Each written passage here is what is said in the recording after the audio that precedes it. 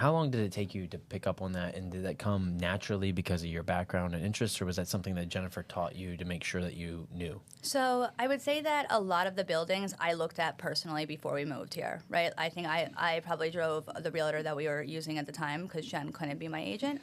Insane. I think we looked at over 100 properties. So You were that crazy buyer. Yeah. And I can't even tell you the amount of properties we were under contract on and canceled, the amount I've spent on inspections.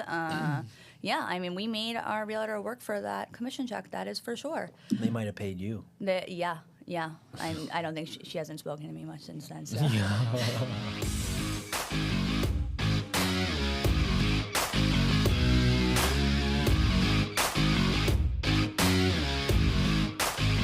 Hello, you beautiful people. Welcome to Tampa Bay Unlocked, the podcast where we dive into the dynamic world of real estate and business in the vibrant Tampa Bay area. Join us as we sit down with top agents and industry leaders who share their insights, strategies, and stories of success. Whether you're a seasoned professional or just starting out, our interviews will unlock the secrets to thriving in one of Florida's hottest markets. Get ready to be inspired, informed, and motivated by the experts shaping the future of Tampa Bay. Tune in and let's unlock the wisdom from our next guest. I have the privilege of sitting down with the incredible Morgan Sherman, part of the Jennifer Thayer Group. Morgan, welcome to the show. Hey, Ryan. Happy to be here. I'm so excited. So let's just pick up on our last conversation real quick before we talk things real estate. Yeah. You're a nationally ranked pinball player? Worldwide. Actually. Worldwide. Okay, yeah. Sorry. We do go. Correct it again. We are international, and there is actually a very big population in like Sweden and now in Paris. But most of the main manufacturers are here in Chicago. Right, so it's mainly a U.S. thing. For the pinball machines. Yeah, okay. Yeah. I really thought you were messing with me earlier, but the further you went on, no, this is real. No, this is real. Okay, so how does one become a international pinball player? Well, you have to come to any of our events, right? So we host events where we have Open and Bells and Chimes, which is the women's league, which I help coordinate. And you register, right? And then you pay to play, right? And the winner walks away with whatever the. How many people? It depends. I mean, Indisc is this weekend, and that's in Southern California, which is so cute. It's called It Never Drains in Southern California instead of It Never Rains. I mean, that event will have over 1,000 people. But just like our local events, we get like 20 girls now. Does this go off a high score? Like, how do you, and I'm asking because I'm so genuinely curious. Oh, it's a marathon, right? You think it's like anyone can win one game. No. This is like 15 games in a row, and people get really into it. So you go on match play, right? And they put you into groups. It's random. So it'll be like 4 people or 3 people on a machine. And then, so there's either points at the end. Like if you come in first, you get 4 points, or it's strikes, right? So if you come in last, you're going to get 2 strikes. If you come in third, you'll get 1 strike. It depends if it's fair strikes or the other type of strikes. We usually do the points ones because then it's just you have an X amount of rounds. And so you say match play. So you're up against someone else? 4 people usually. 4 or people. 3. And so out of those 4, whoever gets the highest score? Yes. And then that person moves on? And you're all playing on the same machine? Yes. But we have different, so like you and me would be on like, and Michael and Megan would be on Godzilla round 1, right? But then there's another team or another game going, and they're on, let's say, Deadpool, right? And then, there's also older games, right? So you have like, the jackpots, the butterflies. So in the world of pinball machines, because it seems like you're professional, you are. Yes. What makes one pinball machine better than another? Ooh, I mean, because some of these are pricey. Oh, they're very pricey. I mean, there's so much, right? So, like, any of the older games, there's going to be, like, nostalgia involved in that, so that's kind of, like, a different category. But so is a theme more than the mechanics of it, or is it both? It's both. So, like, with the newer games, they've really leaned towards theme and the IP, right? Like, Mandalorian was a huge IP. The game is not my favorite, though. So then you have, like, the code and the shots, right? And, like, how well, you can hit each ramp and, like, if there's a lot of issues with the games, right? That's what we're finding also. Like, the games come and they're not always fully tested, right? Or, there's a little ball rolling around hitting things very hard. Things break, right? So when you have more mechanical element, for example, on Godzilla, which we have the premium, the tower goes up and down, right? So you lock a ball in the tower, and then it goes up, and then it goes back down, right? And then the bridge, it also, like, collapses, right? So that is a Keith Elwin game, and he was the best pinball player in the world before he was the top designer. So his games are always top-notch. Got it. Okay. So what makes a good pinball player versus a bad one? Ooh, I mean, it's really practice. It is really a lot of patience, hand-eye coordination. Yeah, and I mean, your flick of the wrist has to be ridiculous, yeah? that, and you have to be able to like move the machine around because you want to be able, if it starts to go out, to like you nudge it back in, but not too hard where you tilt. You also have to learn the rule. You can shake the machine. Yeah, so like I don't have tilt bobs in my ones at home, which is always an issue. A when tilt I go, bob. Yeah, that's You're like, using some lingo we're not familiar so with. a tilt. When you tilt is when you nudged it too hard and you lose your ball altogether. Sorry, this is just so awesome. Yeah. It's so awesome. So at my house, I take them out because I like, why would I tilt on my own game? But when I have them on location, obviously I put them in because I don't want people beating up and like kicking my machines on location and stuff like that. I want them to keep putting dollars in and not abusing my games. Okay, we will talk real estate, I promise. Yeah. However, when did you get into pinball?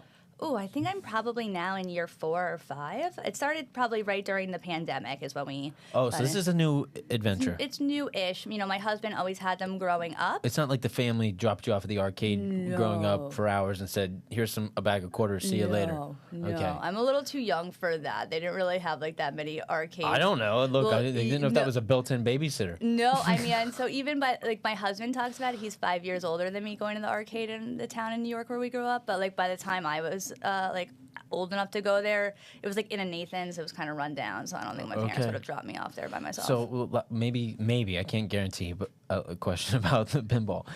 It's COVID. Mm-hmm.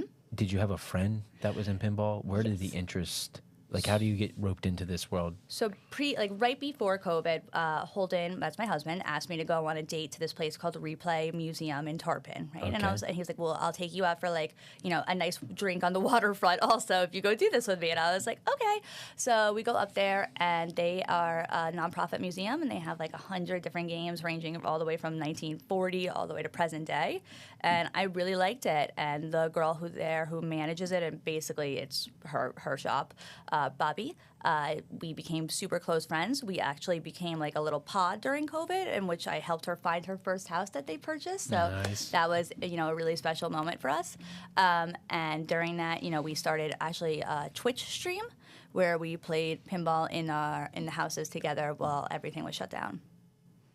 Okay, so you dove in. Yeah.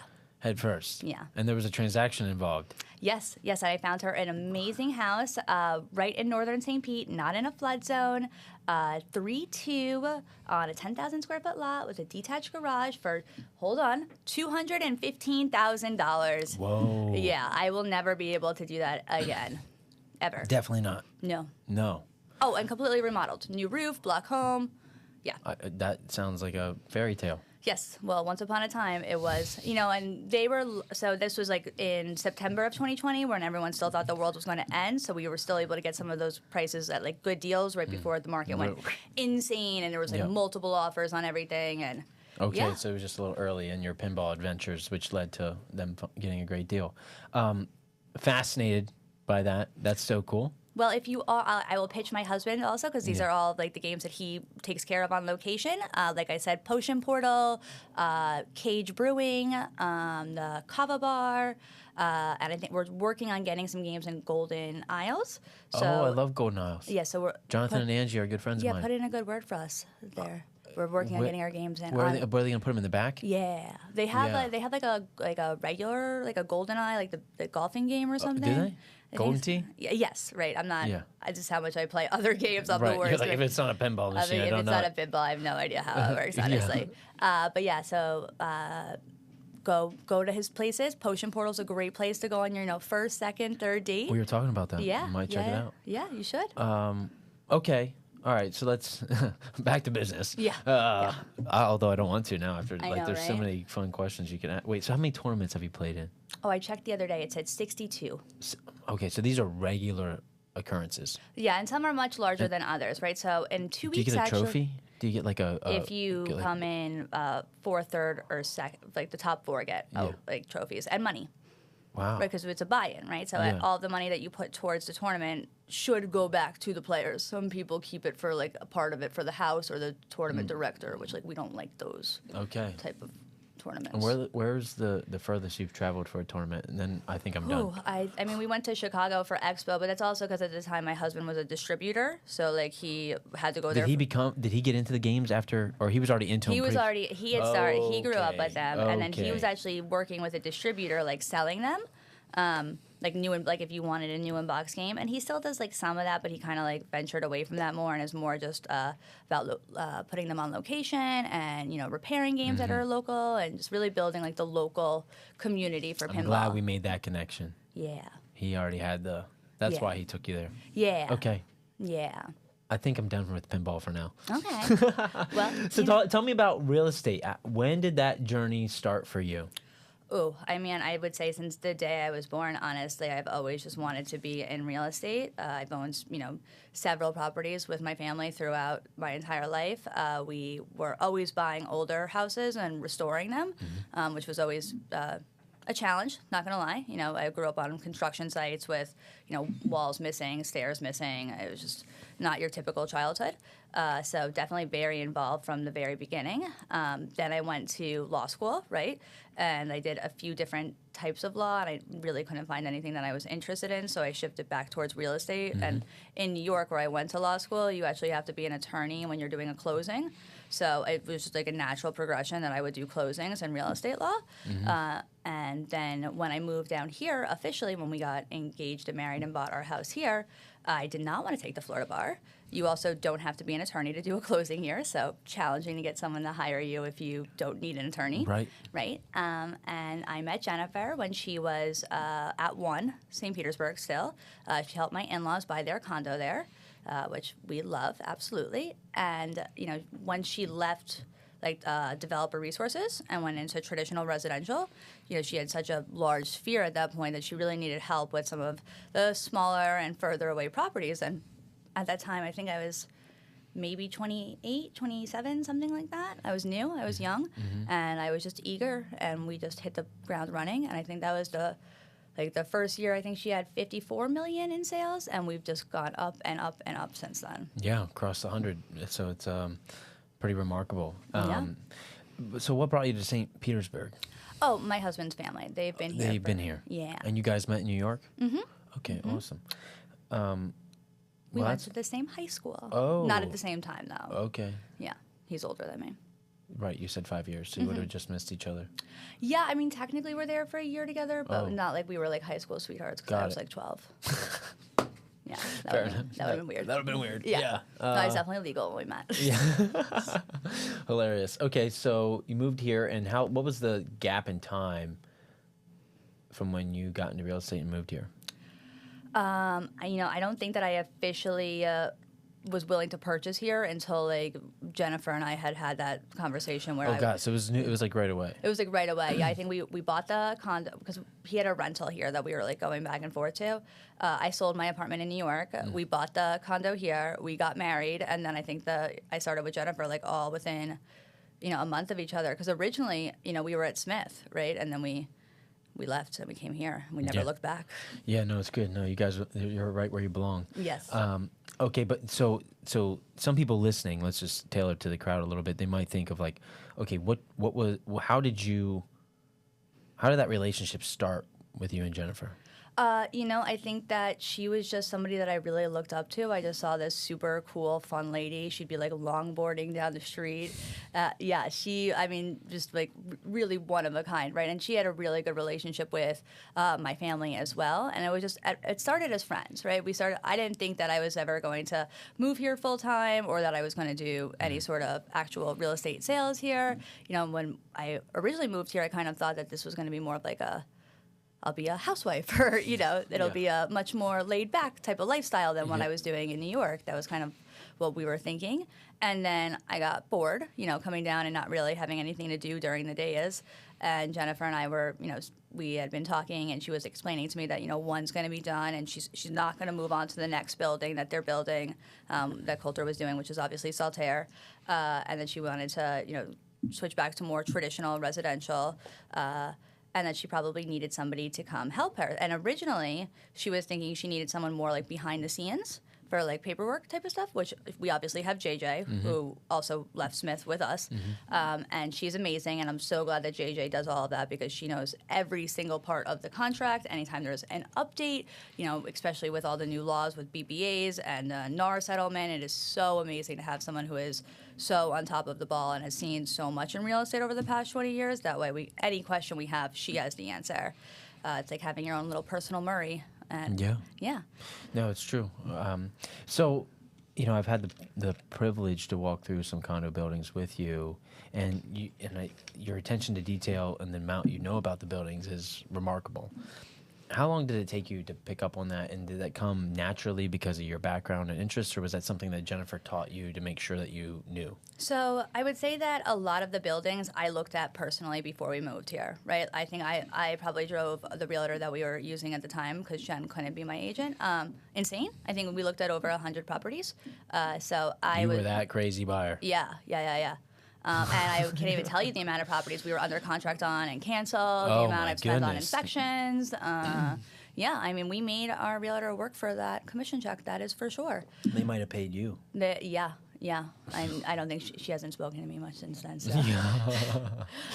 So I looked everywhere. I looked in every neighborhood, every building. I went to every new construction site. I was constantly on St. Pete Rising. Sometimes I look back at like my old Zillow saves and I just like cry that I was like, I can't live there. That's too far from downtown. And it was like a beautiful house like on Crescent Lake for like, $500,000. And I was like, what was I doing? Right. Yeah. I think that was, personally learning it just for my own knowledge. You learn it differently than when you're looking for for somebody else. For sure. So that definitely helped with my knowledge. And then obviously working for Jennifer, just having all of the resources that she has, whether it's like the original builder plans, because she was actually the original agent for Signature Place also, which has more floor plans than any building downtown and is a little confusing compared to like One or Saltaire or, any of the other buildings with larger floor plans. So definitely having all of her resources and just being able to go back and forth with her, with someone who is, also moving on such a high level and in all of the buildings, because that's also part of it. I mean, when we first started, there would be like one listing at Park Shore, one listing at Vinoy, and it would go instantly. So just the opportunity to get in those properties was limited. Right. Yeah. Yeah, makes sense. I had a good question and I lost it for a second. It may come back.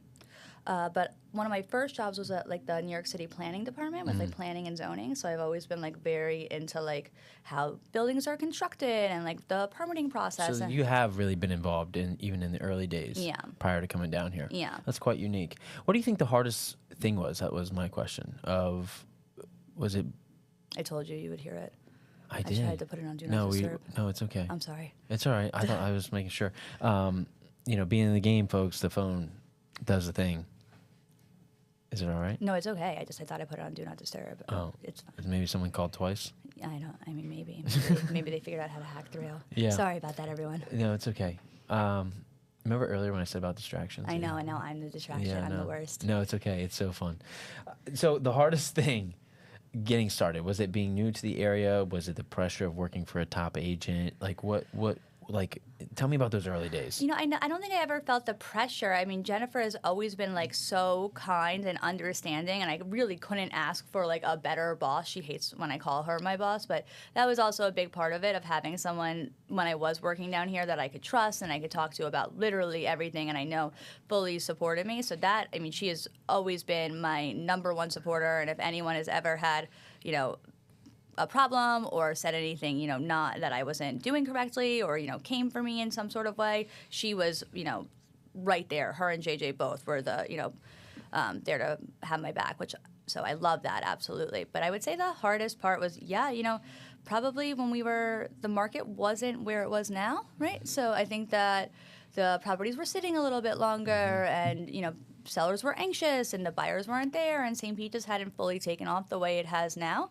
So it was hard trying to convince people, buy, this $1.3 million condo that's only 1,500 square feet.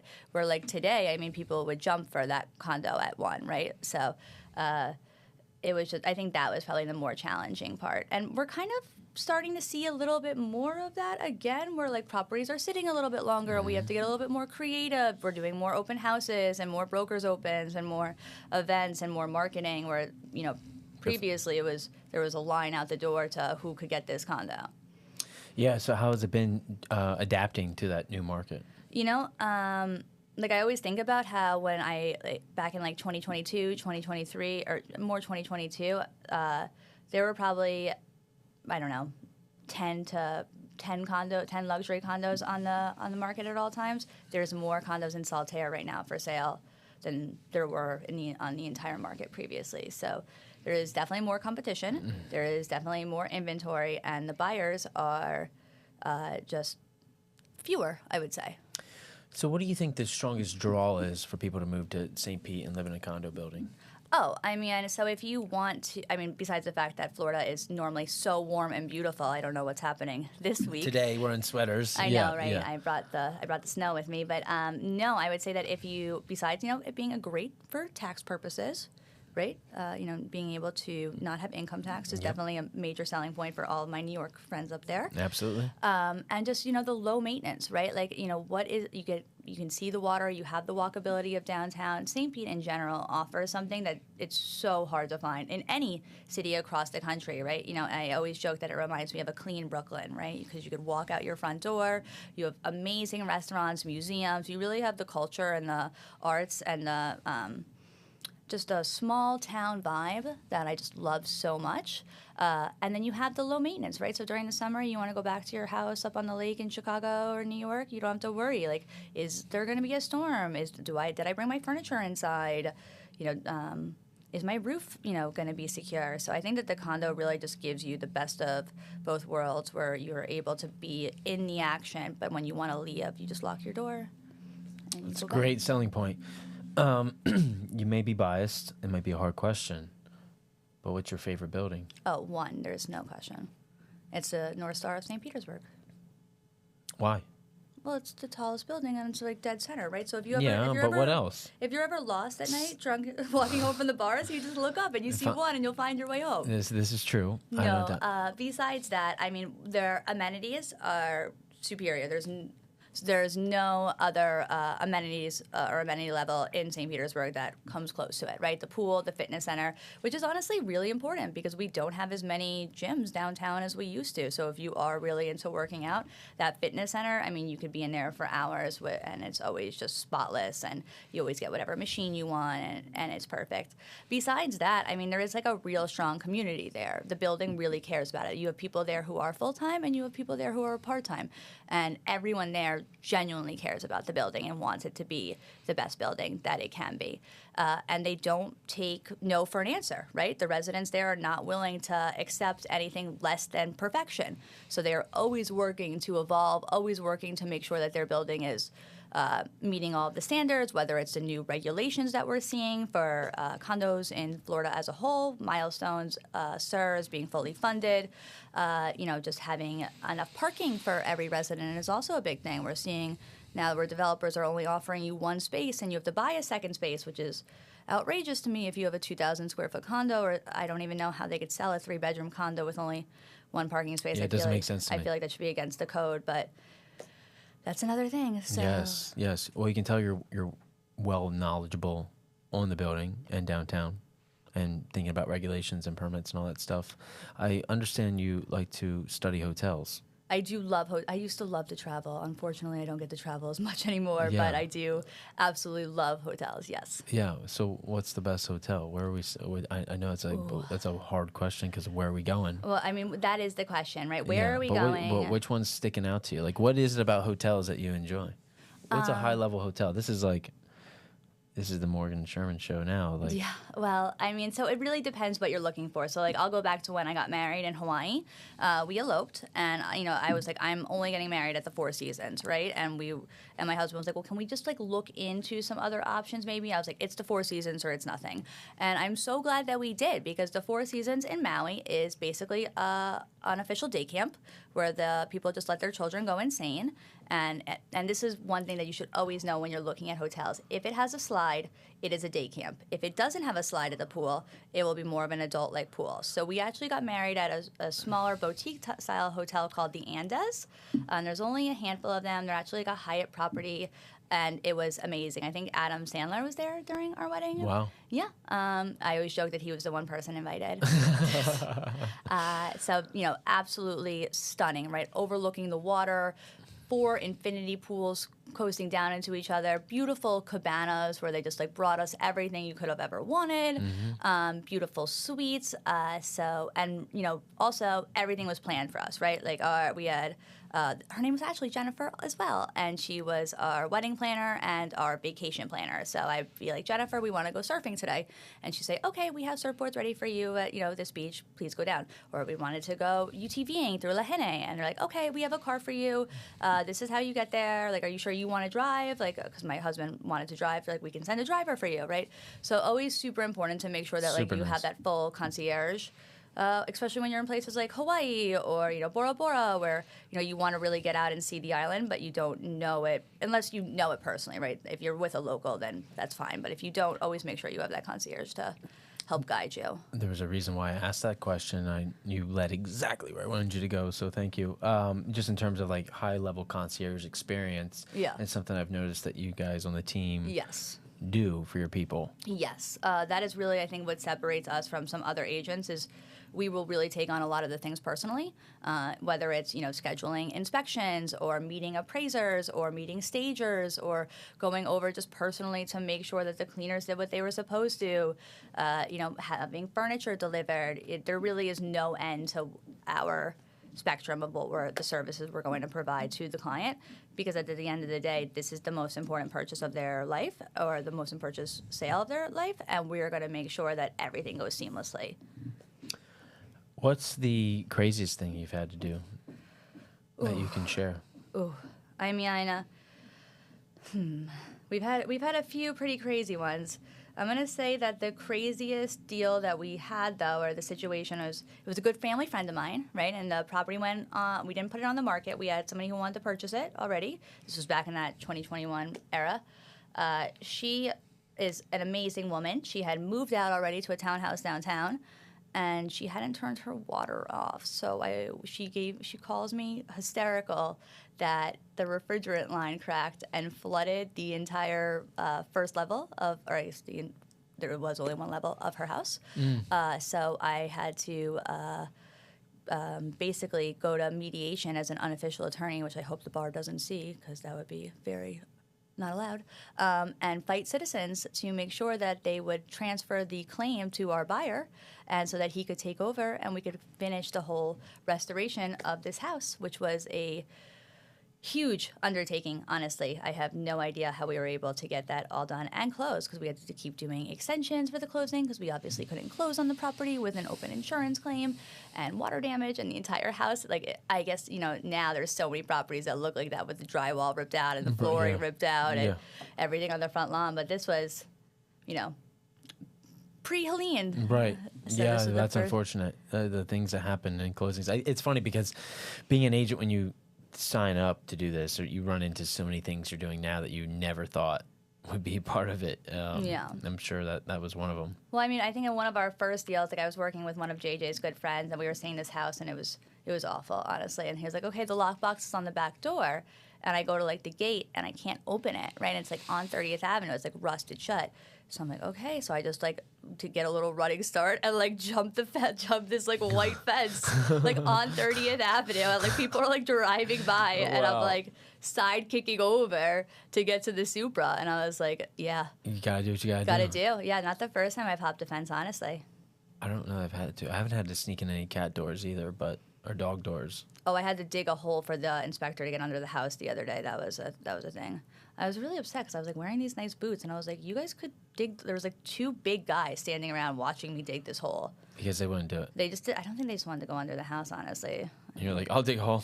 Well, because like the way the crawl, like the the little door that goes over right, it, yeah. right? Like it was kind of like stuck in the mud, right? And I was like, okay, I will just dig a hole and dig this out of here. Right. I was like, solution based. Yes, there is no problem I cannot solve. You're like, let's just figure it out. Yeah, we will get, even with one going through their 558, we were able to close the first and only loan there. So there is no problem that I won't take on. That's unique. I feel like at some point some people give up, but it doesn't seem like you're going to give up. Oh, I never give up. Have you always been that way? Yeah. You always get what you want, Morgan? Yeah. Well, I work for it also, I don't say no. Like I'll just keep, For sure. nagging you until I get what I want. Absolutely. No, it's good. As an agent, like you need that, Yeah. Your guys' level of professionalism is astounding. Persistence. Persistent. Nonstop. Yeah. The concierge level of experience. I mean, it shows in your numbers. It shows in, I just got a review. Someone emailed us, and Murray, saying how well you guys did on a previous transaction. Love to hear that. Yeah, no, it's always great because Murray and I always get the other end of that stick. About me? No. I was like, Agents who? in general. People. It's not just like leaving reviews. When do people go to leave reviews? Yeah, they're happy or mad. When they have a bad experience, right? Yeah. And it's more often than coming to leave a good one. So, yeah, not that we deal with a lot, but normally when someone's calling the office, it's because they're unhappy about something. Yeah. That is unfortunate. So when we get a great one, it's refreshing. Yeah, that's something that we really strive for. Like, it's more than just a transaction for us, and this is something that we've dealt with where I've had like clients who have been unhappy with previous agents who I'll never badmouth anyone, right? We don't need to, and then they've come to us.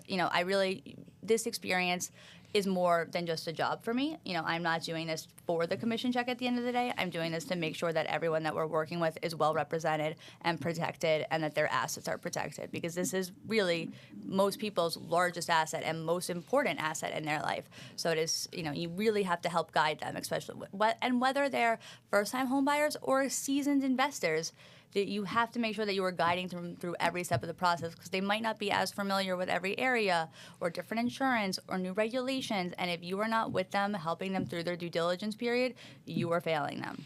I agree with that. Where do you think the future of St. Pete's going? Onward and upward. Honestly, I think that there's only more room for growth. I really hope that the whole Tropicana deal goes through and that we get our new stadium and that we get that whole new district, because there's that, it would really help help the transition between downtown and the Edge district. Yes. Right now you kind of have like a stop because there's like a few parking lots. There's no real retail or anything like that. You have a bunch if you're walking, it's no man's land. Right, and for a while there was a city initiative talking about turning 3rd, 4th, 8th, and 9th into 2-way streets instead of 1-way streets, which I think would be a huge advantage, especially for buildings like Reflection, right, which is on 8th Street, right? So 8th Street just doesn't have as much walkability because it doesn't have it's a one-way, right? So people are driving on that, moving faster. So the amount of restaurants, bars, nightlife, stuff like that is further and further from the the busier one or more car traffic streets. So I'd love to see the city actually move forward with that initiative and turn them all into 2-way streets, at least downtown, because there's no need for people to be going 50 miles an hour downtown. We should try to have a slower speed limit downtown and more walkability. I agree. Especially since we have no parking, so you can only walk. Oh, yeah, but this is not comparable to. I lived in New York for years, so I was going to say, no, when people honestly, after being from New York, this probably barely feels like a city. No, I mean it's a baby city. It's a baby city. I moved here from Philadelphia, and I'm like, Yeah. it's when people talk about parking or this, that's so busy downtown. I'm like, you don't know city life. Yeah. Oh yeah. I mean, this is not. No, I mean I've literally gotten into like fist fights over parking spaces and taxi cabs in Manhattan. Like like different life. But, different life for sure. But it gave you some grit. It did. For sure. There's little. I don't like to bring out that side, but on the deal, if things are going sideways. Well, it comes with that persistence. Yeah, I always try to approach things with a kind business profession, but if you do something that is off the deal, or try to do something to get one over on us, or try to screw us over, or the client over, something shady, yeah, I'm going to come for you. Watch out! I don't want to be on that side of the fence. You don't. Definitely not. You don't. There's something different about, and this is not a knock, but I feel like when you come from a city like New York and come down here, I feel like it's easy to just dominate. Yeah. I mean, there's a lot of transplants here now, so I can say that. Like, I'm not. It's just something in the. Maybe because it's cold, we're always walking a little faster, moving a little quicker. It's like I think things are just a little slower. So you will become a product of your environment a little bit. Not just like you said. You came down here thinking life was going to be a lot more chill. Yeah, I thought that I was going to be a housewife, but that's not what happened. But then you bring some of that Northeast hustle. Yeah. And grind, and when you're working with other people from the Northeast down here, I'm sure it's very appreciated. Oh, absolutely. And I mean, I love having more and more of Northeasterners down here, because I think when we first moved down here, or when we were first, talking about moving down here, it was a lot of the Midwest, right? They're like, oh, this is little Columbus, this is God's waiting room, and I was like, what am I getting myself into? What year was this? This was 2015. Yeah, so I actually did my last year of law school at Stetson, which was amazing. If I would. I wish I had done all 3 years there, but that's another story. But yeah, when we first moved here, I mean, I remember people telling me, like, I'd be walking my dog on the Pinellas Trail. We lived at that Fusion rental building, and people were like, you have to be careful on the trail. Like, there's homeless people. And I was like, I went to college on Fordham Road. Like, I think I'm going to be fine, but thank you. So there is definitely, I think that there's and I don't want to say anything negative, because I do love the people who are from here, and I do love. No, this is no knock. Look, it's warmer down here. You don't have to walk fast. You don't have to walk fast, and it's just it's more of like a 1950s almost like mindset, where like you don't have to lock your door, and like your neighbor's always going to be there for you, and you don't have to worry about if you're is awesome. Which is a great feeling. I mean, I don't think I could ever not lock a door, though. That's crazy to me. Yeah. And I remember when we were at Stetson, they'd be like, okay, so people have been going into the car, so you have to remember to lock your car. And I was like, who doesn't lock their car? Like, it's like a reaction. I lock it in the garage. I can't even not push the button. It's like a yeah. So I think just not having that sort of, like, your guard up. Like, you always have your guard up when you're from the Northeast. Like, if you're from Philly or New York, like, no matter who it is, even if you're a friend of yours or a colleague of yours, you don't trust them as far as you could throw them, right? There's always this level up. They'll throw you under the bus to get that deal. They'll, whatever it takes, whether it's beating you for a position work, for a client, to get on the subway and get a seat faster. I mean, they will, that is part of it. And I don't think that type of mentality really exists in the South, or in Florida, because I think for a while there was enough for everyone. Yep. Right? I think now that we're having more and more people come here, and there's less of the pie, or there's more people trying to get the pie, we're seeing a little bit more of that, competitiveness or jealousy, I guess I'm going to call it, coming out. But, we don't really have to worry about that. We just focus on ourselves, and I still genuinely think there's enough for everybody, and as long as everyone is a good agent and doing what's best for their clients, they'll be fine. My favorite line is, collaboration happens at the top, competition's at the bottom. Yeah. Where are you going to be? Exactly. And it's, never listen to somebody who is doing less than what you are, right? If somebody who is, and I don't even mean that in numbers or sales, but if they're in a place in their life that you were a couple of years ago, don't take advice from them. Only take advice from people who are where you want to be. 100%. That's a given. That's a given. For the new agents listening, what would be some advice you would give them? I mean, because we kind of went down that road right there a little bit, but what are some other things that you wish you would have known when you started that you know now? Well, I'm so lucky that I had Jennifer and JJ, and I always, people are always like, do it on your own. You don't need a team. You're just going to be giving them, commissions and cuts and stuff like that. It's worth it. Always team up with people that you want to collaborate with. Team up with people that you respect, that you admire, even if it means taking, less expensive deals, or, you're starting in a lower price point. Learn from the best. Learn from the people you want to learn from, and then you will be able to be successful if you do want to branch out on your own. I can't even tell you the amount of deals we have done with unexperienced agents where we end up having to really handle the entire transaction, which can be frustrating for everyone involved. So really just make sure that you are educated. Read the contracts also. Read the contract. Know what know what's actually in it. Even the boilerplate stuff that's annoying to read through, like the disclosures, read the contract, because that's really frustrating when people don't even know basic verbiage in the contract. You have to school them on the contract. Yeah. Or, if I had somebody fighting with me about the difference between calendar days and business days, and I was like, well, this is an as-is contract, and we use calendar days, but it does roll over if it ends on a weekend or a holiday. Know what the holidays are also. Juneteenth is definitely a holiday, so know that. Yeah, it's true. It's true. Know these things. Not all of them are listed in there. You kind of just have to know. They're on Google, so just make sure that you... Yeah. No, it's true. You need to... There's a lot of little nuances, right? Yeah, know how to, write an addendum. Work with people that you respect. Have a title company that you like. Have a lender that you work with that you like. Have an inspector that you like. But always make sure that you have options, because you don't want to just, go to your go-to person and then be accused that, even, like, we don't do referrals or kickbacks or anything like that, but you don't want to be accused after the fact that, you went to so-and-so and they didn't do a good job and you didn't even give me another option. So always make sure that you're letting the client have multiple options, but it's a fine line between, because you don't want to put your opinion onto people, right? Because if you have a difference, right, and they feel like you're not enthusiastic about their purchase, they might not think that you're working as hard as you can for them, right? Mm-hmm. But you have to be able to, give your professional knowledge about, the specific property and, the pros and cons to it, right? And let them make the decision at the end. And always fight for what they want. I went through this, pre-Helene, where I had a couple clients who, were adamant that they wanted to be on shore acres. And I said, don't do this. And they said, no, this is what we want. And so I did it for them. Unfortunately, their property's flooded.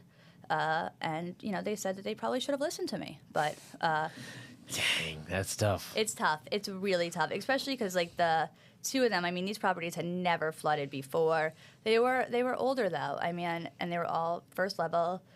And it wasn't if, it was when with shore acres and the flooding. I know it's still sad to go back there and see it so vacant, empty. Yeah, we're going to have to rebuild. I do think we're going to build back stronger, but I do think if you go to other parts of Florida, you don't see a lot of these, what I'm going to call, like, older ranch-style homes this close to the water, right? They all went through a storm, whether it was Andrew, whether it was Matthew. You're not going to find these, 3-2-2-1s, 1940 to 1970 era. They just don't exist because they all flooded and everyone had to build up. And that's part of living in Florida. We don't have to shovel snow. We don't have to deal with wildfires, but we do have hurricanes. And there's definitely, I could go on an hour rant about everything the city could do to help with the infrastructure and seawalls and stuff like that. I'm not going to, though. That'll be for another podcast. But right now, it's just about protecting our clients and making sure that how we can help them with building back stronger and making sure that they're protected. The one thing that I was so impressed by during the storms was how everyone did come together. Oh, yeah. The community. Yeah. Was so strong. So strong, yeah. It's a remarkable thing and incredible to live here and experience that, because the news will portray whatever it portrays. Yeah, the news, it wants to sell stories. Yeah, of course. But then when you're here and you feel it and you're talking to the people, you're like, yes, this sucks. Yeah. But we're going to be all right. So I live in Allendale now, which is 45 feet above sea level. It's about as far away as you can get from the water. We do have several, like, very mature oak trees, though, right? And during Milton, a lot of trees came down and unfortunately took down the power lines. And we understood, hey, the city has still not even had a chance to get to shore acres and other parts of waterfront neighborhoods that have been absolutely devastated. And we couldn't get the linemen into our neighborhood because the trees were down. So the little community, we got together and we're like, okay, we're just going to come and we'll all just we'll chip in, whoever it is, to get the landscaper people out here, cut these trees down, which were, like, huge trees. Like, at first, like, we were kind of trying to do it and we were doing some of it, but, like, some of these trees, like, and the lines were, like, in them. So yeah, it's not good. Yeah, but the lineman, Duke, was like, we can't come out because that's a hazard, right? So we were like, we're not going to wait for the city. And we came together and we had the majority of the trees removed. The linemen came out and we had power again. Luckily, I have a generator, but no, that's a great example. How cool is that to, like, watch that happen? Exactly, and it was like, it's not like we're in an HOA. We're, like, a voluntary, like, Allendale neighborhood association that I think Brad with our office is actually, like, in part, like, yeah. Yep. So. Yeah, we all just came together and we all just chipped in, and it wasn't even, like, a question. And, like, obviously, like, anyone who couldn't, like, afford to chip in, like, they were just still there, and the rest of us made up for it. Love that. There's so many things about this city that are incredible. Incredible. And I definitely love that community neighborhood feel, right? That small city, or what is it, a big town, small city type of feel and that's the thing, St. Pete really is so small where everyone knows each other, right? And I do love that. It's a pro and a con. Yeah. I guess I could see how it could be a con for... I don't know about you. I'm very outgoing. Yeah. But there are moments where, Yeah. I just kind of want to do this. Yes. And you can't hear. Well, I just hide in my house then. We did leave the condo. We left downtown. We moved to Allendale. So Right. I just, locked that door. No, but but I'm saying, even going to the grocery store. Oh, have you been to the new Whole Foods? There's no one there. Really? Highly recommend.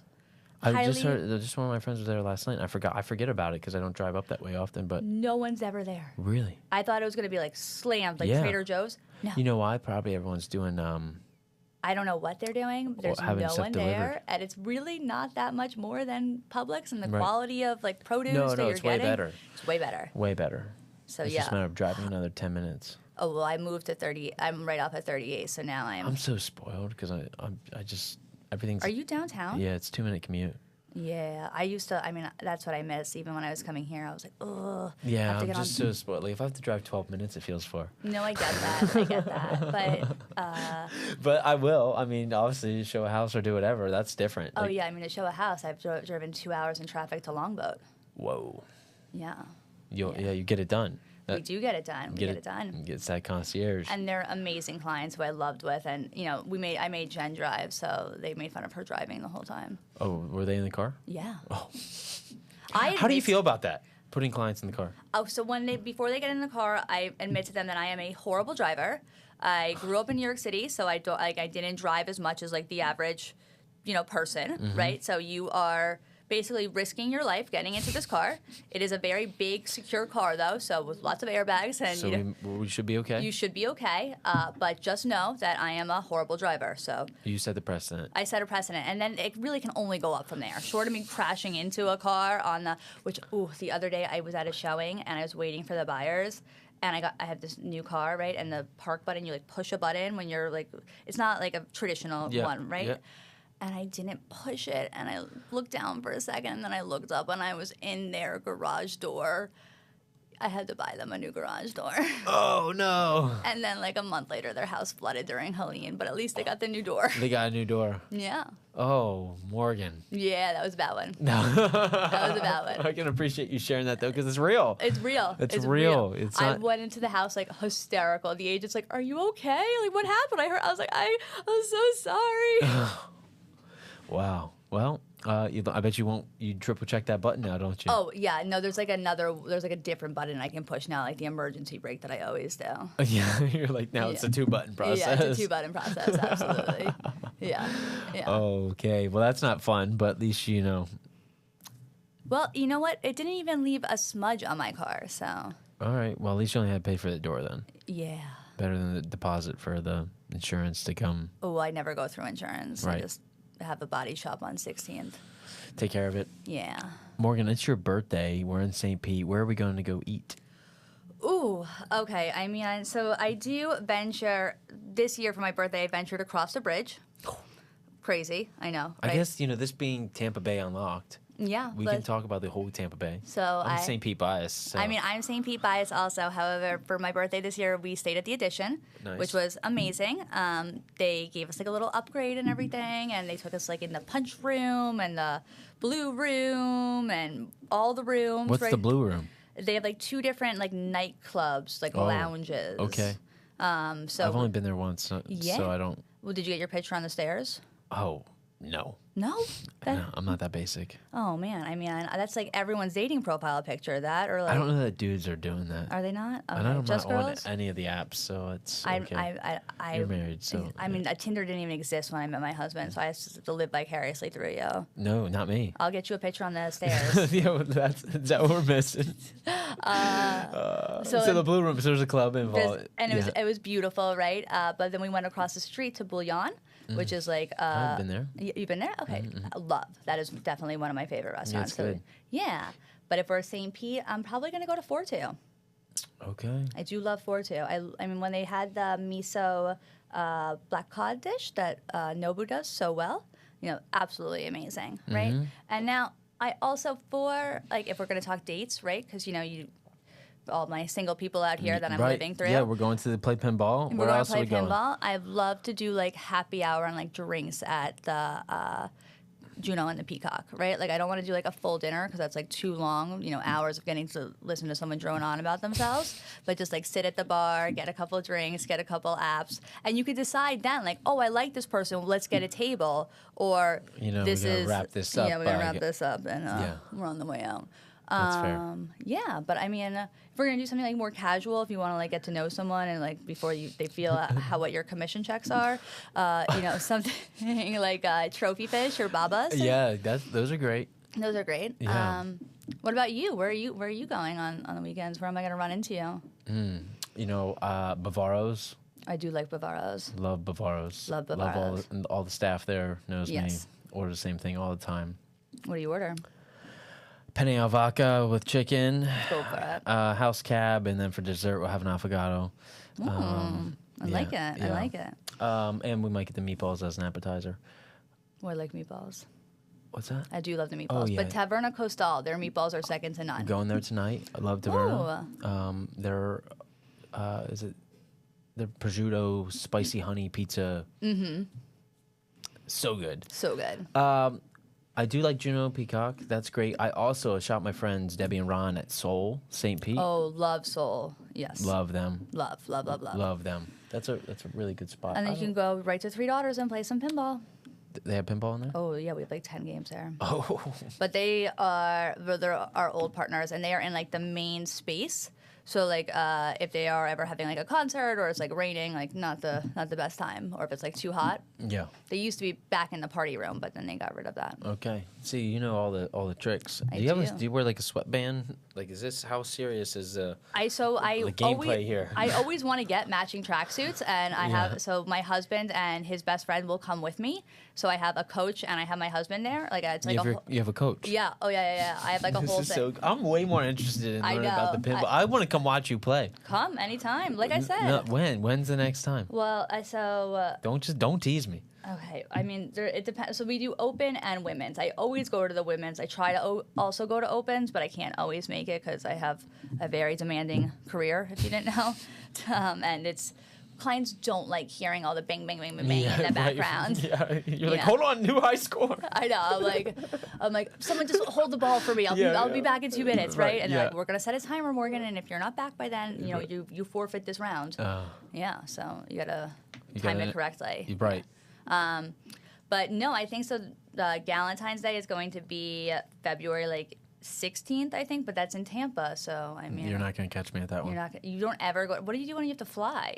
Then I'll cross the bridge for that. What do you do when you what mall do you go to? Where do you buy clothing? Online. You don't. I'm a dude. Okay. What? I'm not going to the mall, Morgan. But you'll go to UPS to return something that doesn't fit. No. You just leave it. I just hopefully don't order the wrong thing because I don't return shit. Oh. Yeah. And if I do, UPS is over here, right down the street. Yeah. There is a UPS just down the street. That is correct. Yes. You have to bring a box and I don't know. Where do you do your returns? That you have to cross the bridge. Yeah, so anything from Nordstrom's, I just bring it back. I'll order it and I'll just bring it back. Fair. Or I'll make my husband do returns for Amazon. I'm just not doing it. Well, that's another great date, honestly, is lunch at Ocean Prime and then a lap around the mall. Yeah, Ocean Prime's decent. I love Ocean Prime. Yeah, it's good. Yeah. It's good.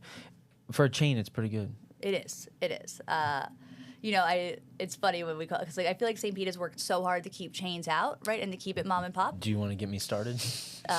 They're already laughing. They know. Yeah, please tell me. Oh, I hate it.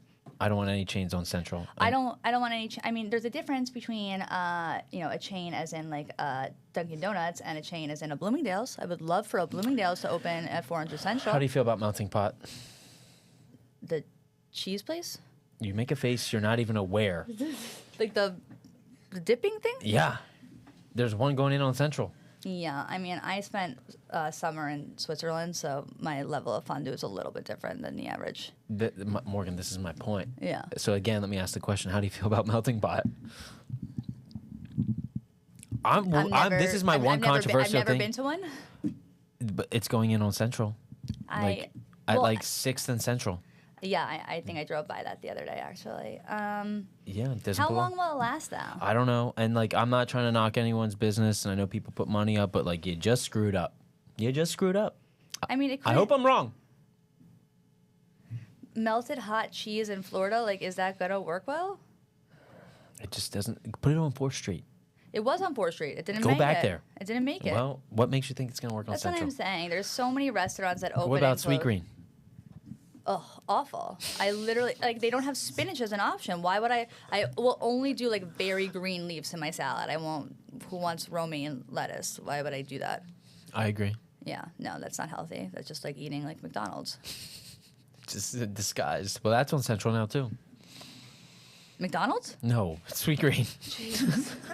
About gave you a heart attack. I was about to go, get a car bomb or something. Yeah, I don't know. Wrap it up. We gotta go. No, Do yeah. shots. Yeah, exactly. Drive-by shoot. No, I'm kidding. Yeah. I would never do that. No. It affects real estate values.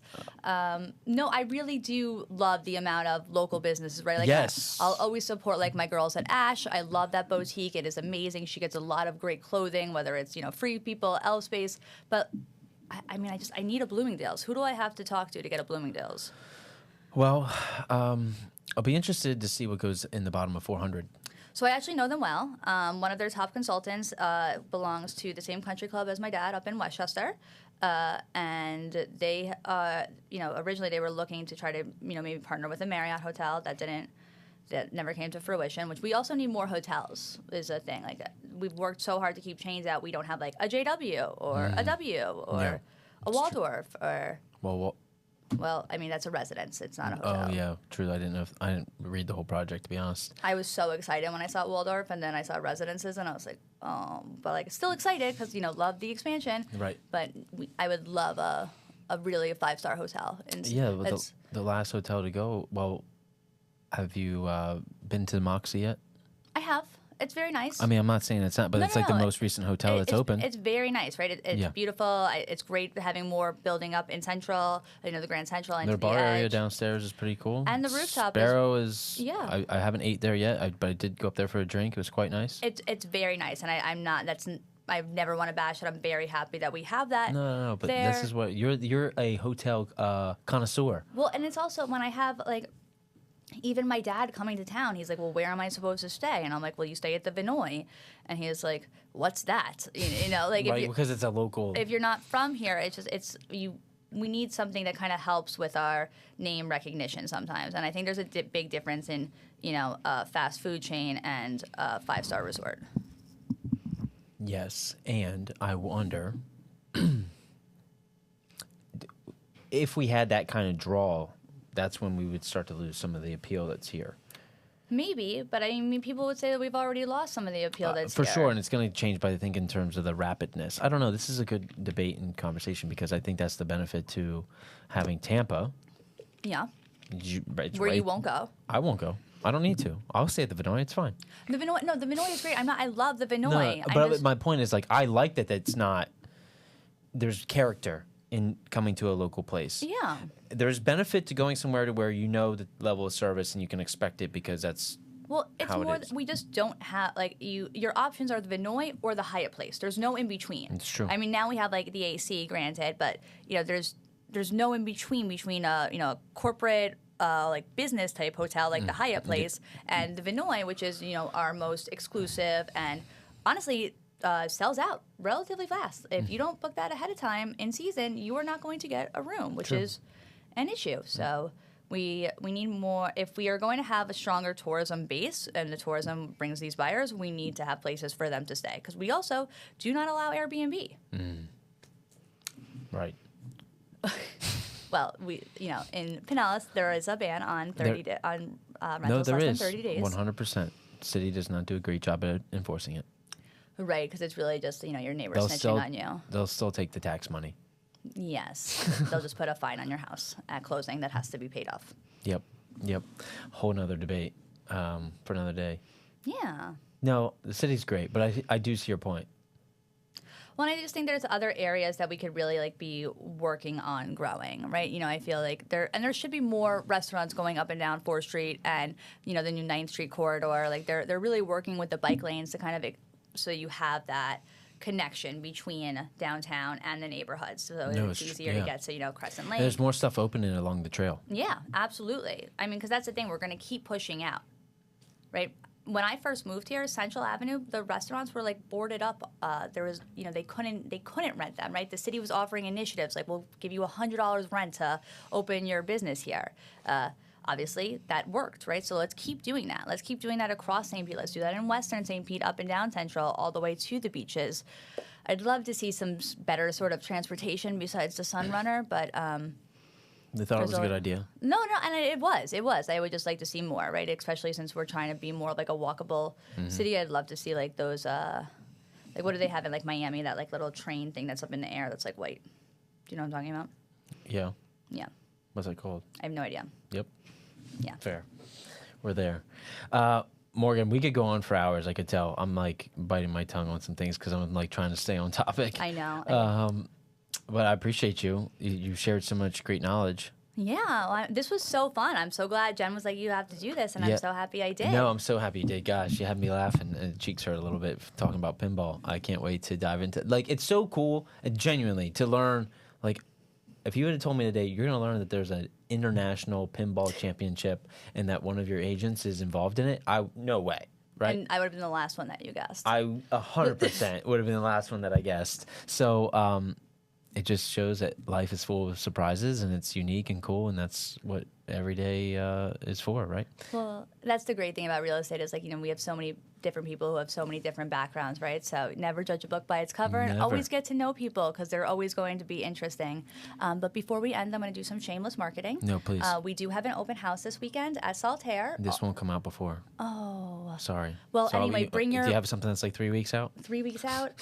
We will be putting a development live. It is actually one of the first developments that I'm doing with a developer. Okay. Kellner Homes will be building 7 luxury single-family homes on Snug Harbor Boulevard, right across the street from where Key International is building that new marina district, which will be the only marina in Northeast St. Pete.